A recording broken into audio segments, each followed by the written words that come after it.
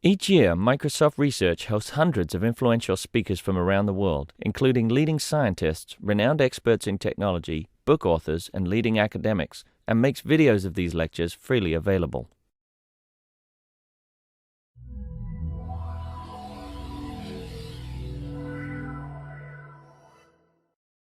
Our speaker today is Ian Condry from Comparative Media Studies at MIT and also from Foreign Languages and Literatures there and affiliated with anthropology there. He's a cultural anthropologist who specializes in Japanese culture, and his first book is called Hip Hop Japan, and he's got a new one coming out really soon called The Soul of Anime, and today he's talking to us about Miku, the world's first crowdsourced celebrity who doesn't exist. And he'll talk for about 45 minutes, and then we'll have time for questions, but feel free to interrupt him with questions if you have any. And afterwards, please join us in the lobby out front for Rice Krispie treats and maybe some other slightly more nutritious things. Thanks. Thank you. Thank you very much, Nancy, for having me here, and thank you all for coming. As Nancy mentioned, I'm a cultural anthropologist by training, and I'm kind of interested in these intersections of anthropology and media studies.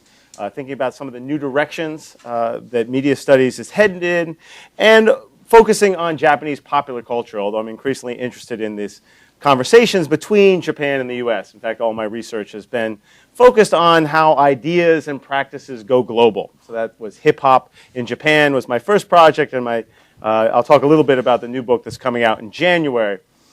I put this in a bit of a larger context, though.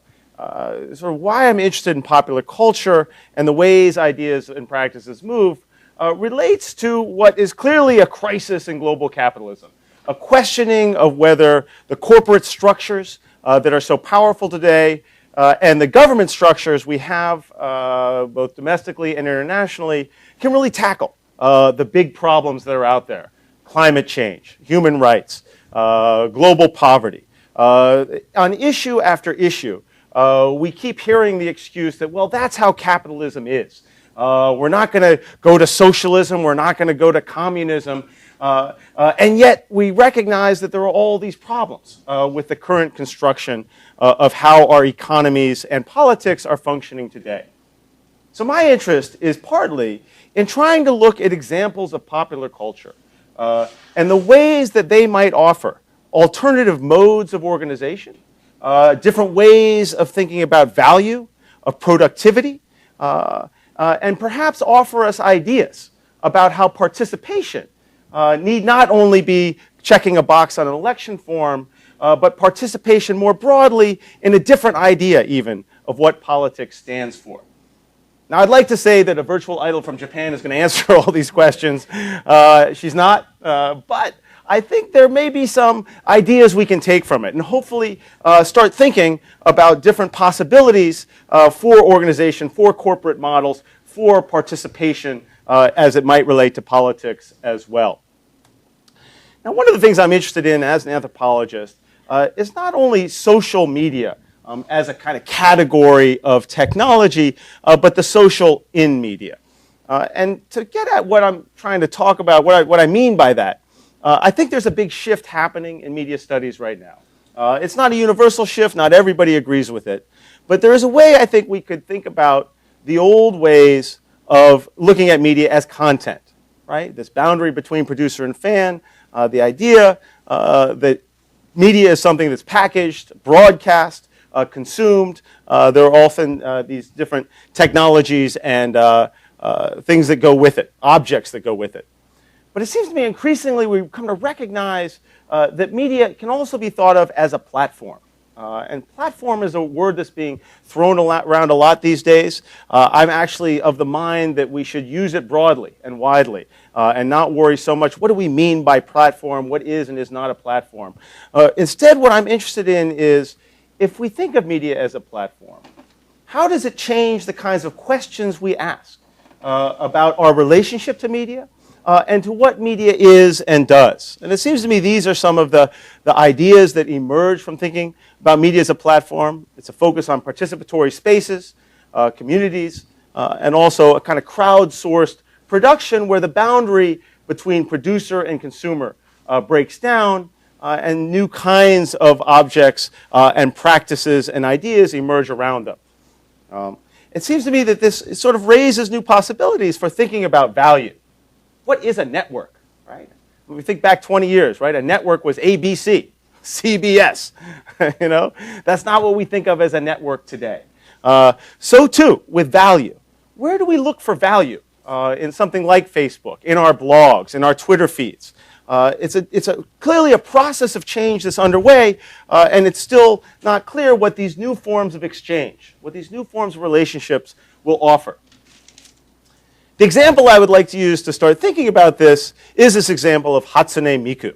I probably go back and forth. Miku is her first name. Hatsune would be her family name. It's a made-up name, actually. Hatsune means first sound, and Miku, kinds of the future. So the idea is she's the first sound of a future.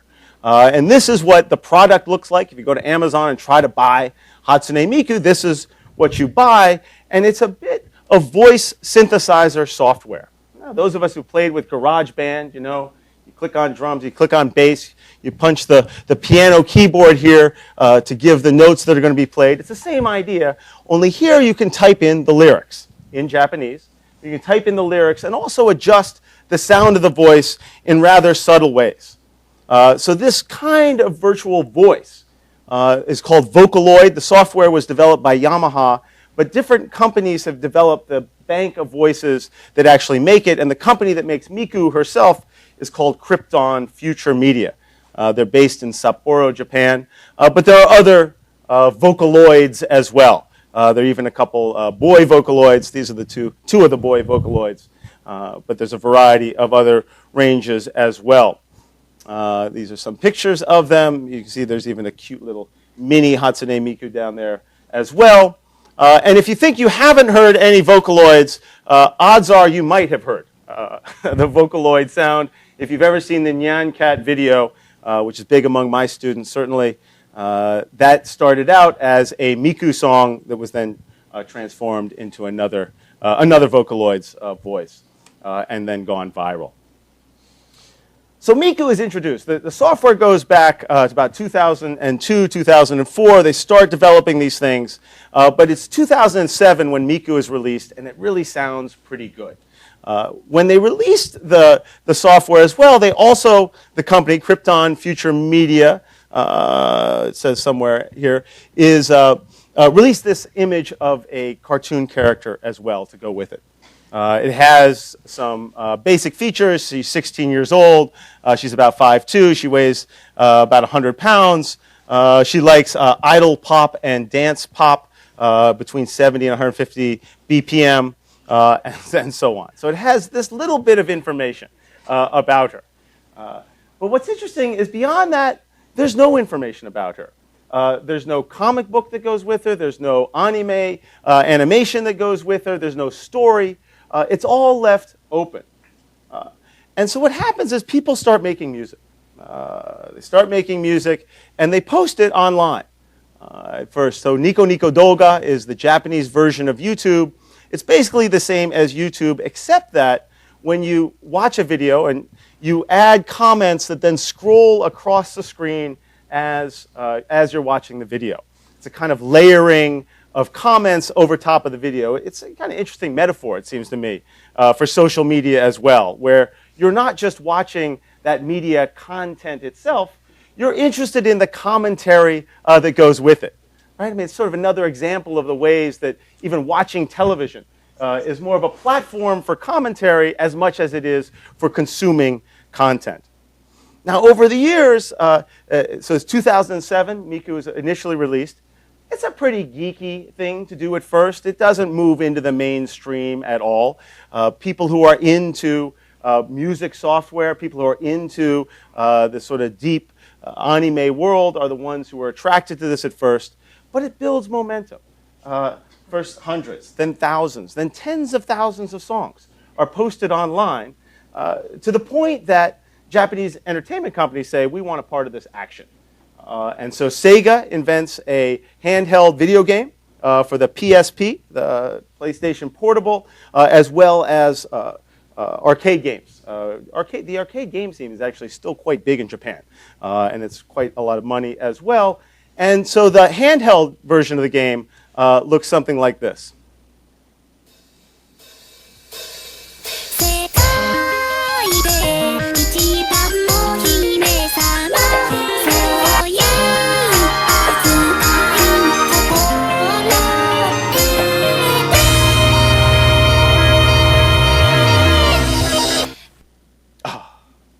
So that's what it's like. You can see it's a kind of rhythm game. You're punching the buttons, it goes in. And to promote this new game that's coming out, they decided to hold live concerts. And so let's take a look at one of these live concerts as well. This took place in Tokyo. Sega, yeah.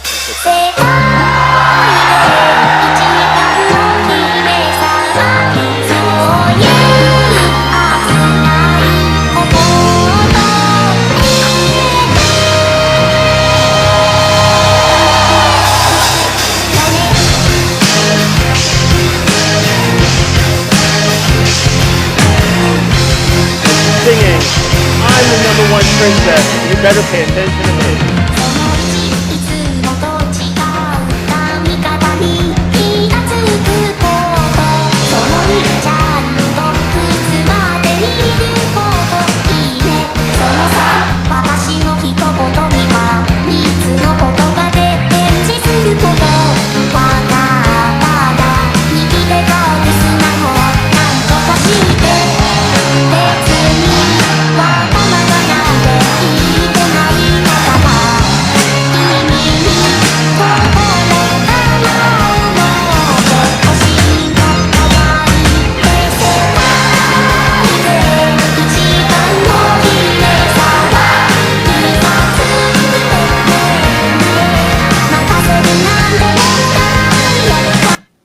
So there's a little bit. And lest you think that only the Japanese would be wacky enough to watch something like this, the truth is that there was one of these concerts in Los Angeles as well, equally sold out, 4,000 people, Singapore as well, and they're still holding these concerts, usually on March 9th, which can be read as Miku in Japanese. Is that a hologram?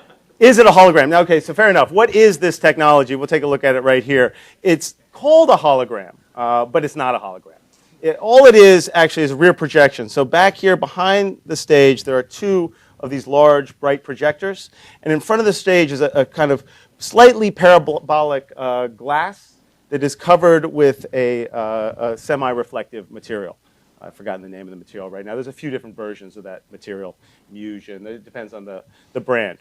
So it's just a rear projection, and it's flat. And I went to the LA concert, and the truth is, it looks better on YouTube. It was kind of my take on it. It films better than it looks because you can adjust the lighting. It's not quite as bright as it appears. Although it's pretty impressive. And this kind of audience scene with the flashing glow sticks very much is what the scene is. And this starts to get into the international news as well. CNN picks it up, calls it a hologram. I remember bumping into a guy at the MIT Museum who does holograms. He's like, that's not hologram. They shouldn't call it a hologram. And it's true. It's not three-dimensional at all. And word's starting to get out. The Wired has a new article out as well. Again, focusing on the live show, as if the live show is the main part of the phenomenon, which I think is interesting because, again, it speaks to that older model of media where what matters is the artist, the message, the conveyance of the content. When in fact, what really makes this phenomenon so interesting is the fan activity that goes on around it. So I was in Tokyo in the fall of 2010, and I went to one of these fan events. 7,000 people show up. It was completely sold out. It was in Ikebukuro, which is an area of Tokyo. There were about 500 fan groups selling a whole variety of wares, mostly CDs, but some DVDs, posters, T-shirts, jewelry, that fan groups would produce all kinds of objects to go with this Miku and these other Miku characters. And it's a world of fan production that's really quite remarkable. And I think, my colleague Nick Montfort, who's interested in platforms as well. Platform Studies is a book series he's running at MIT Press, argues that a platform is something like the hardware of a computer. That's what we should think of a platform is. When you drill all the way down and think of what everything else is built upon, it's that hardware that counts as the platform. But what I think is remarkable about seeing an event like this and seeing this kind of phenomenon is that here it's the character, it seems to me, that's the platform. It's a kind of unusual idea, but given all of the stuff that's made around the characters, some of which use the software, some of which don't, that it's not even the software that's the platform, it's rather this conceptual idea of a character.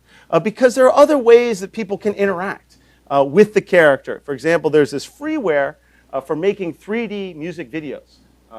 You can download it, it's only for PCs, but you can download it and you can make Miku dance, dress her up in different outfits, download different backgrounds for her, and if someone else makes the music, you can make the music video to go with her, and some of these music videos are really quite striking and quite beautiful as well. I'll show one in a little bit, but this is one of the leading video artists who doesn't make his own songs. He always takes other people's songs, but then he's the videographer that builds it up. Now, one of the interesting things is that when Krypton releases this image and releases the software, they were in an interesting place. They were neither a record company nor an anime or manga company, so they wanted to sell the software. So they were willing to let other people use the image, and like if you make a song on GarageBand, Apple doesn't own the song. You own the song. It's your song. So too with this music. If you make the music, it's your music. And so there ended up being this flurry of creativity where there's no single version of what Miku should look like. In fact, a year ago, we had the CEO of this company, Krypton, come, as well as some other people, the videographer, Masataka P., a writer as well, who would show picture after picture of Miku, pointing out that all of these are legitimate versions. They're okay. If not officially approved, at least allowed. And so you have the cute version, you have the kimono version, and you have a variety of sort of dark, maybe goth versions of Hatsune Miku as well. And it's sort of it's part of a broader world of fan creativity that's happening in Japan. It's not just Miku. People are doing this with video games, with comic book characters, manga characters. The manga publishers actually react very differently. They're not happy about all of this fan production being made, but they also don't fight it that much. There's not much in it for them to fight it. There is a market for fan-made comic books using copyrighted characters, but the publishers don't like it, though they accept it. And as part of this idea, there are various cultural theorists as well who are sort of wrestling with what this means. And so this is one of the ideas that comes out, a guy named Azuma.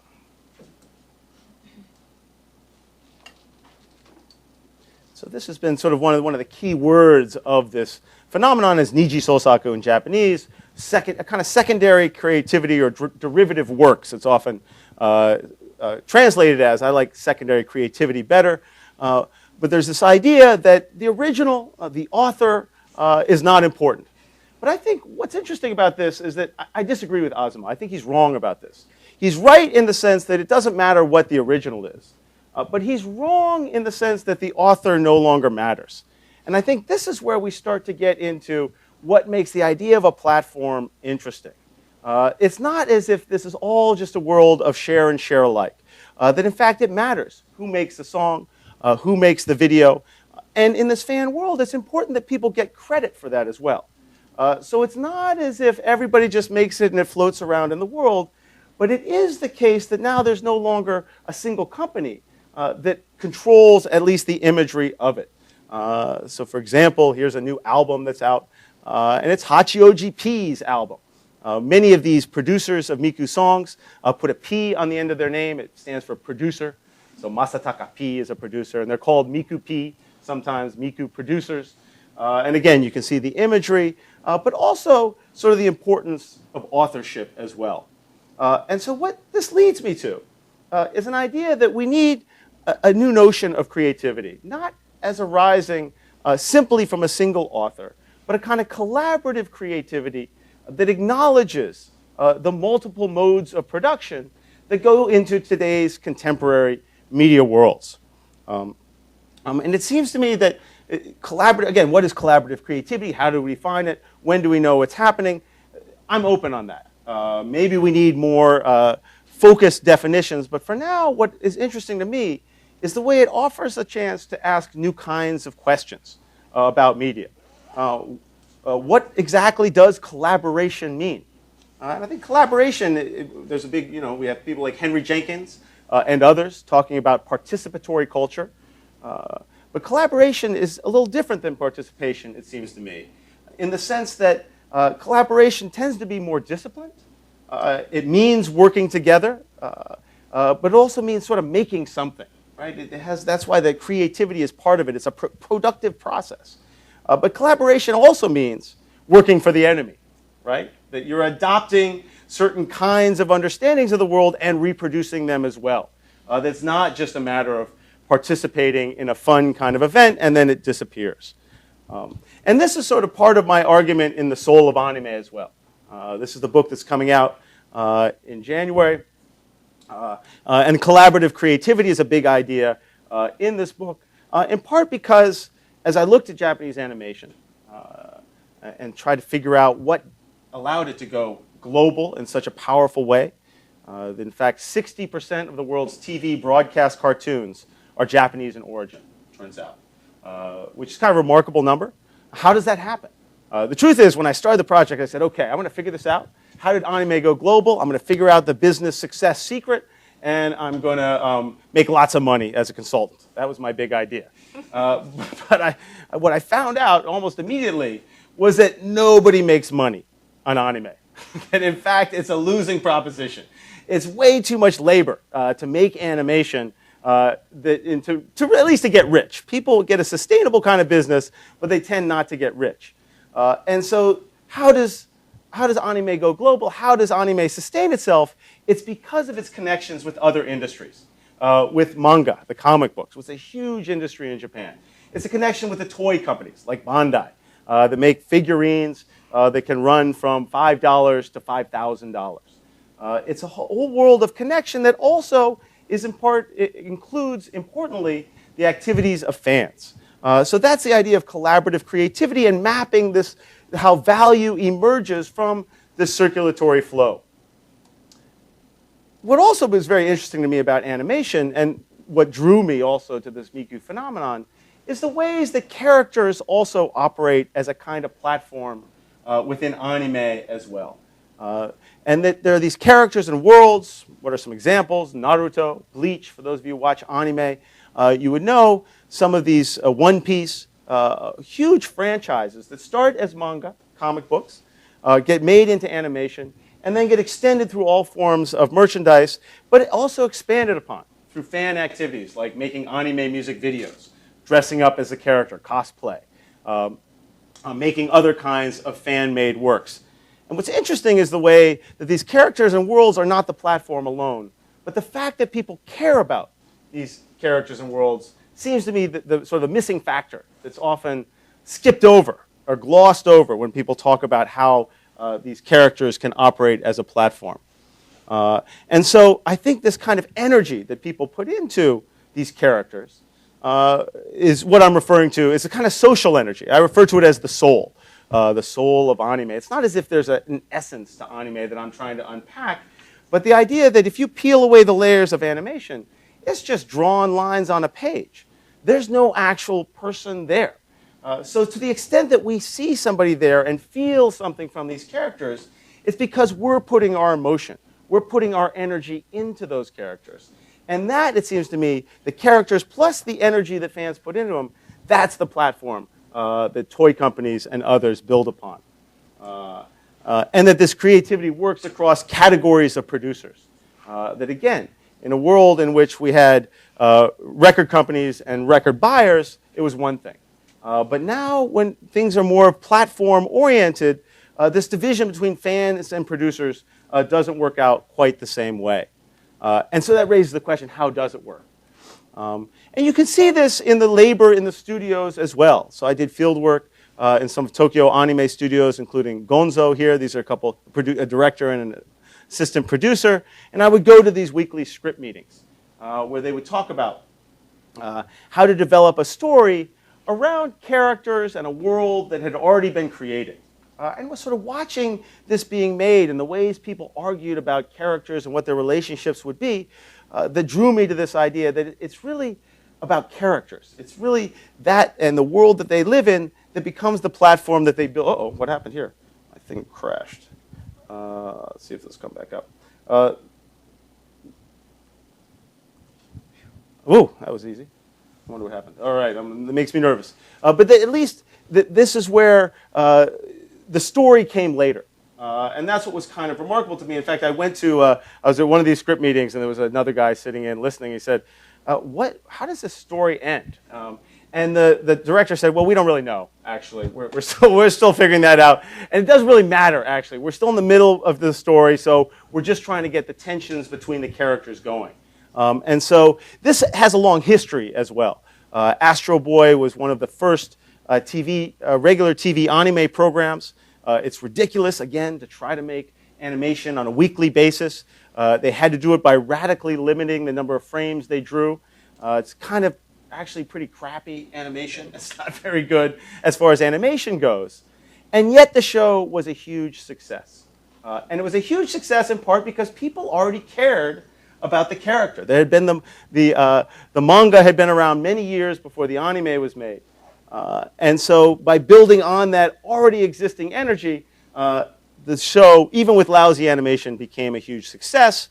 And this was extended through the years. Mid-1970s, you've got shows like Majinga Z, started as a manga, becomes anime, and then starts selling these even more expensive toys.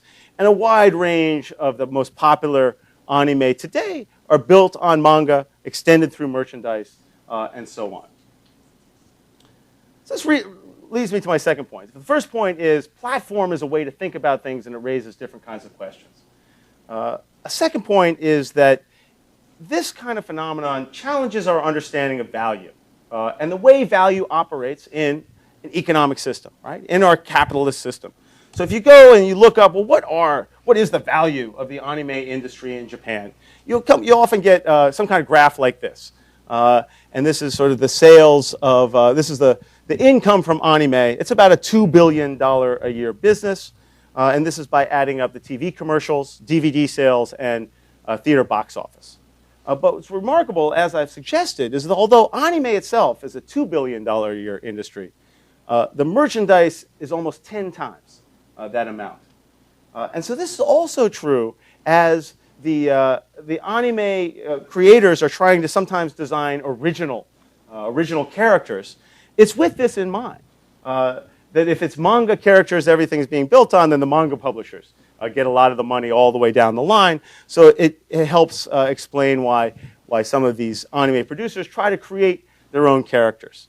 And so this is still sort of an understanding of value, but it shows that even looking at a single industry is not enough to understand how this value works.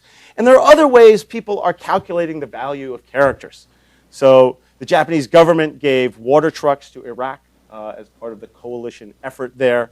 And when they did, they put a sticker on the side of the water trucks that had the Japanese flag. And allegedly, some people in Iraq said, well, that's great, but a lot of Iraqis don't know what the Japanese flag is. And so the Japanese government says, okay, no problem. We're going to put a manga character on the side of the truck. And sure enough, so this is Captain Tsubasa in Japanese. It's a soccer manga and anime.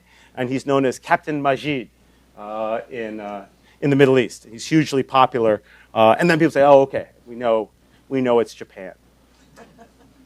What this points to, and I think one of the points I want to make, is that value is not clear. What counts as value is being sorted out all the time. And one of the people who I think writes about this in a very interesting way is David Graeber. It's one of his early books where he wants to reframe what we think of as a social system. Right? As I was going through graduate school, I read books on Japanese social organization. Right? The social system was Japan and the Japanese people. Or maybe it was the corporate structure, or maybe it was schools, but it was these big categories. And Graeber wants to say, no, let's look at smaller scale structures of creative action, that things that are doing something and making something, let's call that a social system. And let's say value is not just what is counted up as part of GDP, but value is something that we find within ourselves, and that we measure the importance of the value of things. And how might this alter the way we see new forms of organization? Probably this looks pretty familiar to those of us thinking about Facebook, thinking about Twitter, thinking about these kinds of participatory platforms where the value we get out of it has a lot to do with how we measure it rather than in some kind of economic return. How the companies use it, that's another question, and I think it's an important one as well. But at least it points to the ways that we can see Captain Majid meaning something else to the people in the Middle East as well. So this is a photo that was sent along to me. It's a protest in Syria. So now those of you who don't know Captain Majid or Captain Tsubasa, a lot of these sports anime are like this, where the program will start and he's about to kick the ball, and then it'll go into this long flashback that could last a week of episodes. And then he'll finally kick the ball, and you find out whether it goes into the goal or not. So it becomes a kind of inspiration. Again, this idea that a character can be inspirational and not so much a mixture of cultures, but there's something you build on, something that you create that's new, like this fan artist, Brian Chan, who mixes, right, this Evangelion giant robot with these old hokusai images. Now, most of this fan art, right, is not for a lot of money, although Brian does sell these. He sells reproductions of these, and he has an actual painting for sale for thousands of dollars. But some people are starting to make money, including this video editor who has a new DVD out and kind of elaborate video as well. Let's take a little look at this. It's about a minute and a half video.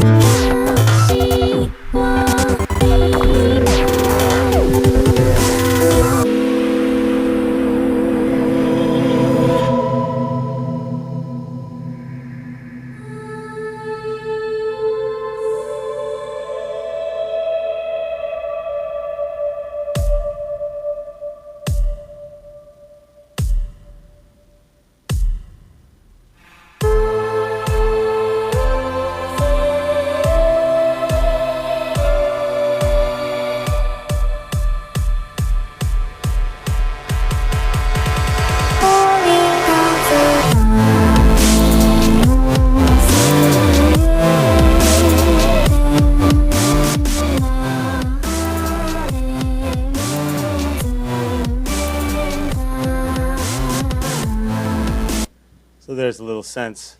So Masataka here has become a professional videographer. He's selling his DVDs. Many of these musicians are becoming quite famous. It's some of the most downloaded music in karaoke. And again, it raises this challenge of, well, how do we understand these forms of exchange? How can we understand this mixture of a kind of fan culture where it depends on not making money and a commercial culture where it does depend on making money? And where I would go is to one of David Graeber's new books, where he's challenging the idea that barter and money is really the core of our social system.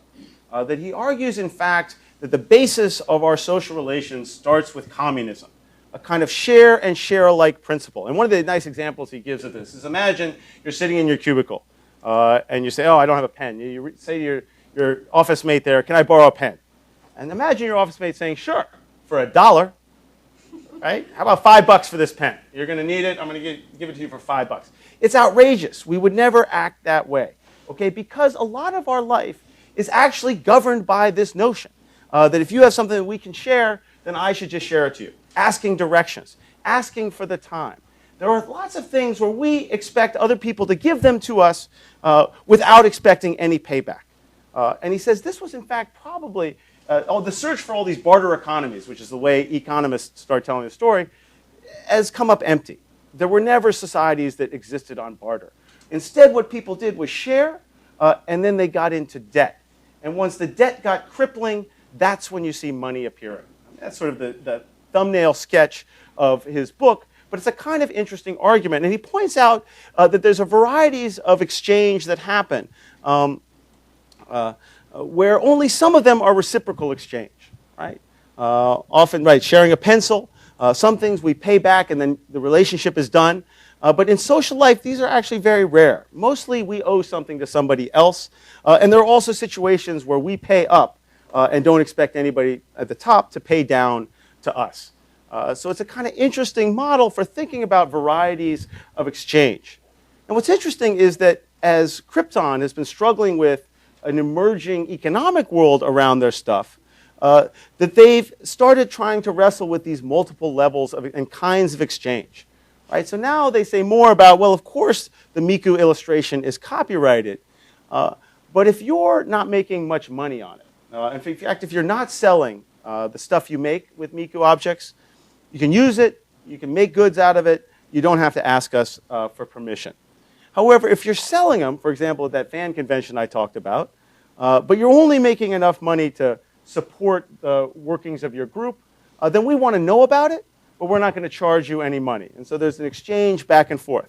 This is kind of the reciprocal exchange. If the first one was communism, right, it's an interesting parallel, it seems to me, to Graeber's idea. That we'll share it with you, and you share the publicity we get. If you're making some money, but it's reciprocal, then we don't want money out of it, but we want to know. But if you're making money, like some of these musicians are, like the videographer is, then you work out a deal. And this is more that hierarchical exchange where Krypton's very much in power here. Because you've made something, but if you don't pay up, they can stop you from releasing it. So it's an interesting mix, right? We've been reading about, we know about Lawrence Lessig talking about hybrid economies, right? Sharing economies versus commercial economies. But the fact the world we live in is hybrid. It's shot through with these multiple kinds of exchange and multiple understandings of value. There's also this record label that Krypton has made to promote some of the more famous artists. But as I said, this relates to a broader world of fan production. The largest convention in Japan every year is called Comic Market, where 500,000 people get together over 3 days to buy and sell fan-made comic books, most of which break copyright law, and yet it goes on. And it's a huge, huge, I mean, you can't even, I went to it one year, you can't believe how big it is. This is about half of one hall. They're about 100 yards long and 60 yards across. And there's 8 of these rooms over 3 days, from morning till night, selling their stuff. And what's interesting is when people have done ethnography and tried to figure out, well, why do people do it? The creators first of all, the manga publishers, as I suggested, don't like it. They say, people are making money on our stuff. They're stealing from us. We don't like that. And the creators of the comic market, the people who do it every time, say, we want people to be able to express themselves even if it's illegal. We need to create a space for that. But what's interesting is if you look at sort of why people produce fan-made works, that to have a form of expression or to make money are actually the lowest reasons for it. That there's these other reasons that have much more to do with communities, right? With kind of the rewards that one gets from a social energy. It seems to me these kinds of organizations might offer alternative models of production. People always say, well, who's going to make media if nobody pays for it? Well, in fact, there's lots of examples of people making media without paying for it. Does that mean they shouldn't get paid for it? Well, that's a different question. But at least we can see that there are these alternative modes of production alternative forms of collaboration that don't rely on hedge funds, that don't rely on private equity, that don't rely on making a lot of money right at first. Okay? And it seems to me that that might offer some possibilities, and it might especially happen if we move from thinking about content of media to kinds of platforms for participation that a lot of people can engage in and may well offer new opportunities for rethinking the direction of our society and the planet. Thank you very much.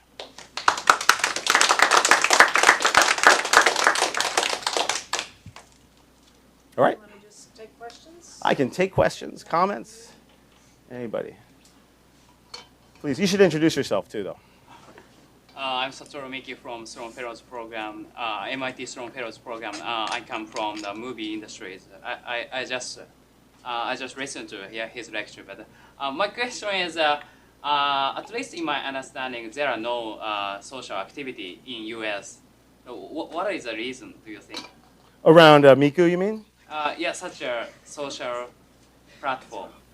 Well, some people would say Wikipedia could count as that kind of social platform. I think there are. I mean, I think a lot of these fan activities could be viewed in a similar kind of light. So I do agree that it seems more developed in Japan, right? That there is more of this around the comic books, around video games, the Toho Project. But I also think that once you start looking at things as platforms, that you can start thinking about, well, parallel examples. But no, there's lots of fan activities, I think, in the US. I mean, certainly, what about all the dressing up for the anime conventions, right? And making fan art like Brian Chan. It is going on in the US. Yeah, and there's Tumblr art and DeviantArt and all those And art. all the fan-made remixed art and the music remixing. Mashups are kind of interesting. I mean, what are mashups then, right? So a popular song, that's sort of thinking, it seems to me, that's thinking of a popular song as a platform, right? Not as something you just consume, but something you build on or you mix them together. It's often talked about in a different language, right? People have tried to use remix culture, which is useful. I mean, all of the different words we can use, I think they can apply to the same kinds of phenomenon. But when we put it in a certain way or ask certain kinds of questions, it can bring to light different dynamics that are at work. But I mean, in that same line, I think the Japanese culture is much more able to take an image that doesn't have any real story and run with it. Like Hello Kitty was a huge thing in Japan, right? And not nearly as big here, and it was just that graphic. There's no story behind Hello Kitty. And it's like Miku has no story behind it, right? Yeah, exactly. And I don't see that happening in US culture. That's true. I suppose that's true. Although, for me, when I saw this Miku concert and I started thinking about it, to me, it helped explain why some musical artists who I think have no talent and aren't interesting nevertheless become huge phenomena. You know, I say, well, why is that? And you say, well, it actually doesn't matter if they're good or not. It doesn't even matter if they're real or not. That, in fact, what matters is that a lot of people care about them. So that's where I'm not sure, you know, to what extent is Lady Gaga real, right? I mean, I guess she's a real person. She goes home, she sleeps. But, you know, in terms of our relationship with Lady Gaga, is it that much different than these fans' relationship to Miku? I'm not sure. But I think there are similarities there. But it's interesting. I mean, it's possible. You might be right. Personality. She has a personality, right? Uh-huh. I mean, she makes her music. I mean, she makes her own music. we certainly don't What make about it for Hannah Montana, for example? Right? Does she exist? I mean, that's where I start to say, you know, I am worried about that. That people look at this and go, oh, those wacky Japanese. But I don't know. I'm like, there's some pretty wacky Americans too. It's sort of my sense of things. But it's an open question. It's certainly an open question. What else? Yeah, please continue. First back there. So I think one You introduce yourself too, so I don't. I'm Nicole. I don't know you, but a lot of us don't. I'm Nicole Morlika, computer scientist. I think one reason that like this is surprising for me is that if Coke would never just let anyone make something and call it Coke, because not because of losing money, but because of losing the brand reliability, right? And so somehow like you don't want crappy Miku things to Right. surface. Right. Because people will stop trusting the Miku brand. Mm-hmm. I don't know how they deal with that. Yeah, you have to give that up. That's right. That's one of the things you lose. And I do think it's one of the interesting things. I experienced it through the anime world as well. There's a widespread belief among anime fans in the US that when fans translate anime and distribute it online for free, in those cases where the anime is not available in the US, a lot of the American fans think that the anime studios are fine with it, that it's fair enough, it gets publicity out there. But I've spoken to these anime companies, and they're not fine with it. They're not happy about it. They're resigned in the sense that they believe they probably can't stop it, and that even trying to stop it didn't work very well for the record companies. So they've seen the lesson from that. But in my experience, so the American, my students, the fans say, well, publicity is good, right? You want that publicity. But in my experience, the studios and the old school producers of record companies are much more interested in control. And so that's what you have to give up. That's exactly right. You have to give up the control. And I think, what about the logic being that in a world with all of this stuff out there, that the bad stuff's going to sink to the bottom anyway. And that it's the good stuff that's going to speak to your brand. It seems to me a very different sort of understanding of controlling your brand. It's not controlling your brand, but it's depending on that cloud curation to work for you. Let's have a comment here, and then we'll come back. Yeah, go ahead. Hi, I'm Mike Toole. I'm a columnist for AnimeNewsNetwork.com. And I'm wondering if a phenomenon like Miku, is there a ceiling for it? The character was licensed by a Toyota for an ad campaign a couple years ago. Yeah. Didn't go so well, and I'm just wondering if, what if one of the Vocaloid songs like charted on the Billboard charts, would you see that having like a chilling effect on the fan community?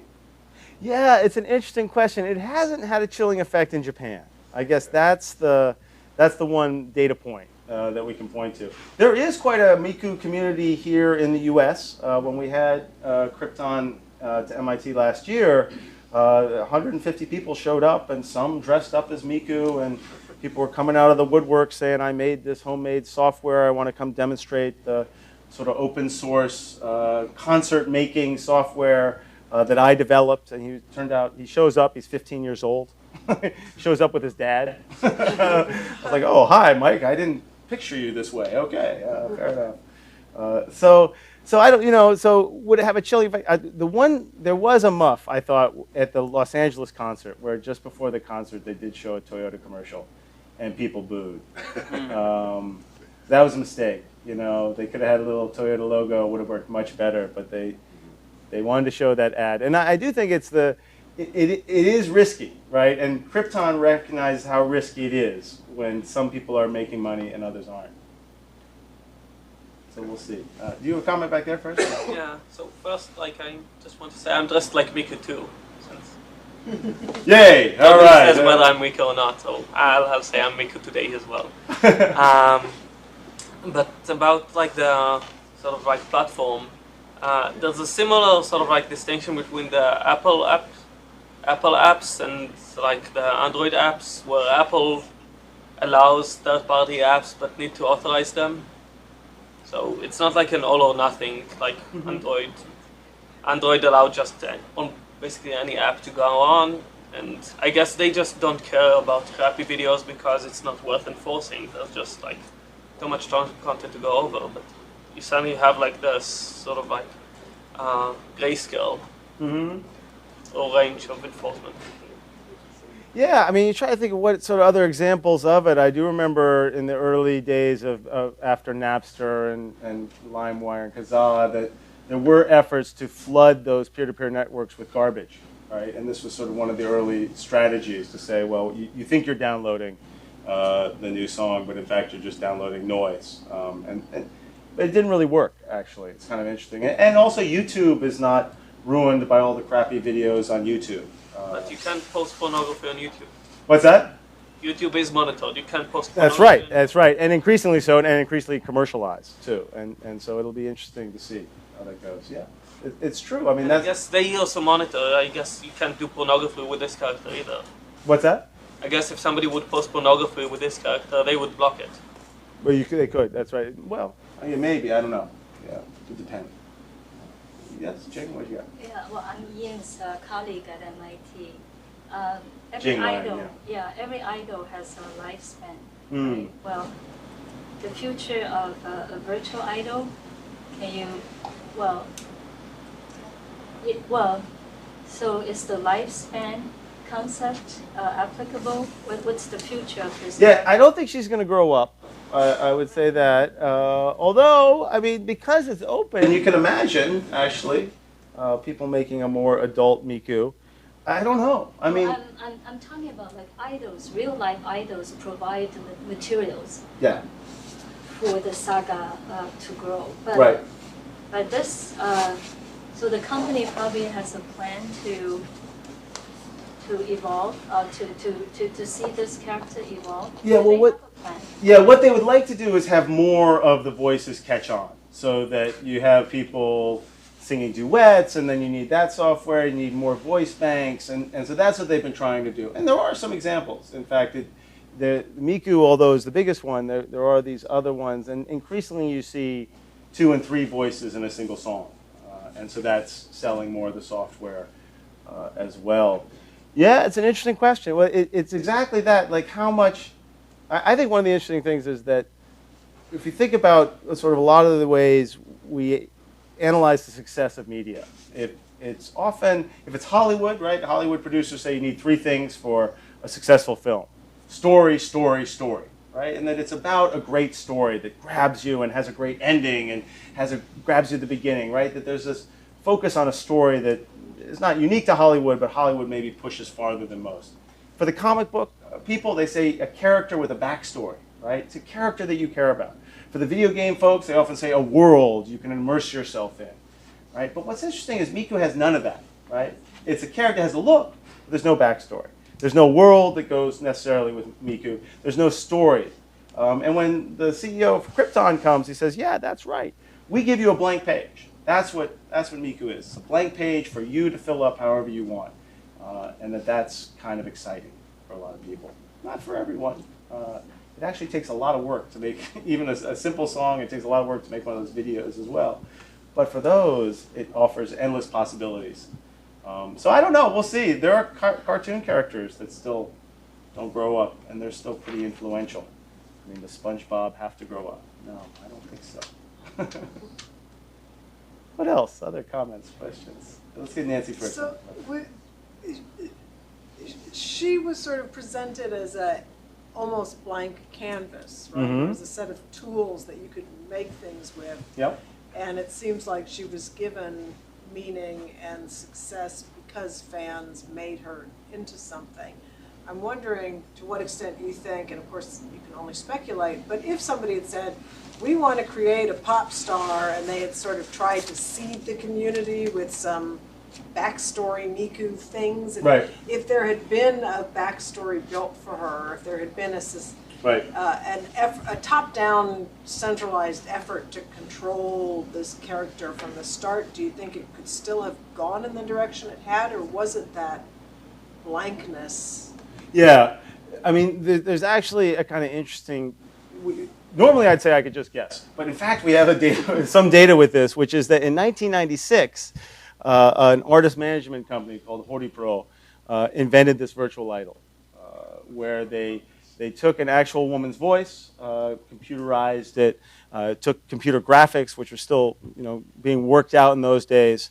And I was in Japan, actually, when they launched Kyoko Date, and she was on the covers of magazines, she had music videos, she had songs on the radio, and it was a complete flop. It didn't work. And most music doesn't work, right? So it's not necessarily proof of much. But at least it was an early attempt. I mean, this idea of a virtual idol is not brand new, right? I mean, there's certainly William Gibson's Idoru. What's that? The Chipmunks. Chipmunks is interesting. That would work. And you go back to anime, Macross. It always had a star. It was a virtual idol. So it's an idea that's been around for a while. And I think it's partly because I do think idols are a little fake and constructed anyway. And I think we can believe that about idols we don't care about. But if it's but not John Lennon. That's different. you say, but not the real. So we always do that, I think, with media, where if we care about it, it goes in one category. If we don't care about it, it goes in another category. So there's that. But so they've tried it. They've tried it a few times, and the first tries with the Vocaloids didn't work very well either. It took a while for it to catch on. And I really think what matters is that it is the crowdsourcing. It is the fact that an audience grew up, if not organically, at least from the ground up. And it was, again, it's that idea that, so people will say, well, what makes Miku different? And they'll start looking at the design and the hair and the age and the short skirt, and they'll say, it must be something about that. But I really think it's much more about that there's that energy around the fan. That's what it was until that built, and it was a kind of recursive process. But it was the building of that gives this phenomenon such legs. And I think, back to Jing's question, I think it will last. I think if the social energy theory is right, then this social energy should last. And it maybe, they've already said, when I give this talk in Japan, they're like, Ian, you're a little out of date. It's 2 years ago was really the Miku peak. And so I think there's something to that, too, that it's not quite it was not the new thing that it was for a while. But it's like the Pokemon boom here. Pokemon was all in the news, and it was everything. It was such a big deal for a little while, and then it sort of fell out of the news. But if you've got a 7-year-old, Pokemon is still huge, actually, and every 7-year-old in America is going to go through it. A lot of 7-year-olds around the world are going to go through Pokemon, even though it's not still part of the news. And I don't know, this is not quite the same level of success, but we'll see. Yeah, we had a question here first, and I'll come up. Yeah. I think you've already answered it, but I mean, in what sense is the concert live? Oh, yeah. I mean, just right. The technology. It's a projection. There is a live band. It was hard to see, but there is a live band. The LA concert had a 6-piece string section, too, with cellos and violins. But it's really live because of the audience. Is there somebody, moving the... No, it's just a recorded projection, and they have little and they play music to the recording. They're playing to the recording, which is not unheard of in today's concerts all over the place. So, yeah, but it's live because of the fans. I mean, that's why that video is so entrancing, is because of all the people yelling and screaming at a cartoon on stage. I think if you were just looking at the video and it was just her on stage, it would not be nearly as impressive. I mean, that's what I'm talking about, the social in media. I mean, it's recorded, it's just my PowerPoint, it's coming off my computer, but we feel that excitement to some level. I think it's part of what we do as social animals, is that we're really good at feeling that energy and sensing it. And this, I got this, from going to these concerts, these hip-hop concerts, and I was thinking, even if you don't like hip-hop, even if you don't know what these Japanese rappers are saying, you could tell the difference between a good show and a bad show because of that buzz in the crowd. You feel it on your skin. It's hard to know. It's partly visual, it's partly physical, it's partly the sound. I bet there's pheromones involved, but there's a bunch. It's all things firing at once. But you feel that kind of tension and energy. It's kind of striking to me. Please, you had a question. So actually, that's a nice thing to my question. So I was actually also curious for the live concerts and that. For a lot of kind of online music communities that have so these genres that have been built up on the internet in America, like chillwave or vaporwave. Yep. There's been a lot of what I've seen is pushback from the live performance experience, where people seem a little bothered by seeing the man behind the curtain. Mm-hmm. They're being bothered by artists going on stage with just computers and pushing buttons. It seems kind of lame, you mean? Yeah. Wow. And it seems from your so I was going to ask if this kind of happened with Miku, especially since from what you said, seeing it live is actually not. You said it wasn't. It looked better. Well, visually. So let me say the visual before I get called for bad mouthing the Miku concerts. No, the concerts are great. I mean, the concerts are fascinating. But for me, they were fascinating more for the fans than for what was happening on stage. In part because I'd already seen what happens on stage. But to experience the liveness of the audience, that's what was remarkable and really influential to me. And so, for example, this Wired article comes out, and he's talking about how disappointed he was in the concert. And there's just a tirade, as you can imagine, of Miku fans in the comments section. And I agree with the Miku fans in the comment section in the sense that the Varelli article in Wired talks about Miku as if she is an artist, as if it's her performance on stage is what really matters. And what all the comments of the fans say is, no, the only thing that brings Miku to life is us. We're the thing that brings Miku to life. And I would say, I propose that's also true of Lady Gaga and Hannah Montana and Kanye and the rest of them. That they're great in their own ways. But without that adoring, huge fan audience, you wouldn't have nearly the same experience.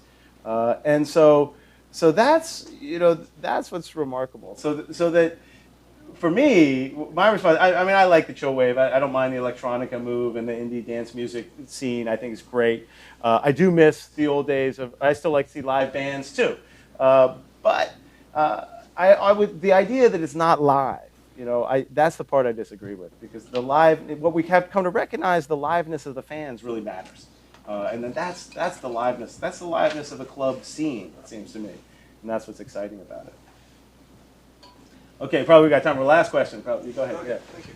Mm-hmm. Hi, I'm Amir from Microsoft Research, and I have like two questions. One of them is, how does this relate to Japanese business culture? Is there something like that? Because I can imagine that if this happened somewhere else, like the company would not be in the business of making voice synthesizer software anymore, but they would just like make money off licensing this character. So, Yeah. So that's one thing, and the other is, so why do you think that you were talking about collaboration, and why do you think that like all these like the core for the activity that's taking place, like almost always comes from like a entertainment industry or like corporate space, but it's why isn't the core idea actually created by the fans? Sometimes it is. Sometimes it is. So it's not as big in the U.S., but there's a video game. It starts as a video game called the Toho Project, which was what do they call it? Bullet hell game, and it's a little witch girl, and she's shooting around, shooting all these things. You can barely even see the character. She sort of flashes by once you clear a level. And this became one of those. It was just a fan-made video game, but then this whole music scene developed around it. All the characters, the cosplay, then comic books and large, stories around it start to develop. And so it's one of those examples. And when I met with app developers in Japan to say, what's up? They'd say, this is what we want to create, something like this, something that becomes the killer app because everybody wants to participate in it. And so it can happen, but you're right. It doesn't always happen that way. I mean, it's one of the questions. Why did Sony invent the Walkman but not the iPod, right? And this is cause for a lot of hand-wringing in Japan, in fact. They say, look, we invented the Walkman. This is our world. We should have done this. But Sony was a record company, too. And they were concerned about people downloading MP3s and just being able to play them on their player. And it didn't, there's probably a lot of reasons. But this is sort of one of those places where it was technology companies. That's why probably a good place here, Microsoft. That you might have the next big entertainment industry thing because you're not an entertainment company, right? Well, I guess I'm not sure about that actually. I'm not sure. Xbox, right? But anyway, so maybe not. But because Krypton was in this place, right, where they were neither a manga company nor a record company, that they were willing to take this chance.